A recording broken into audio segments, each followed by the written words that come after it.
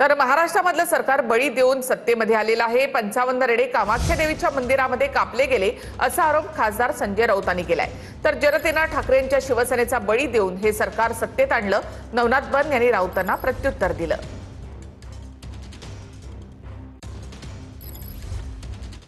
गृहमंत्र्यांनी पोलीस आयुक्तांनी बसून तोडगा काढायला पाहिजे होता। बळी तर आम्ही देतो ना, महाराष्ट्रातलं सरकारच बळी देऊन आलेलं आहे।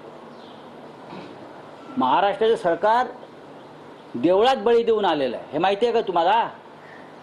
55 रेडे कामाख्या देवीच्या मंदिरात कापले गेले, ही कुर्बानीच आहे ना। त्या कुर्बानीवर सुद्धा आपण आक्षेप घेतला पाहिजे। आमचा आक्षेप आहे या अंधश्रद्धेला। 55 रेडे कापून जे सरकार सत्तेत आलेलं आहे ते दुसऱ्यांच्या कुर्बानीला विरोध करत आहे, हा मानसिक गोंधळ आहे। सरकार रेड्यांचा बळी देऊन इथं आलेलं नाही, तर उभाटा गटाचा बळी देऊन हे सरकार आलेलं आहे। जनतेनं उभाटा गटाचा बळी घेतलाय।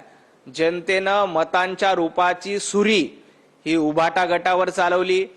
तुम्हाला आमदार, तुम्ही जवळपास 90च्या पेक्षा जास्त जागा विधानसभेला लढल्या, फक्त 20 आमदार निवडून दिले।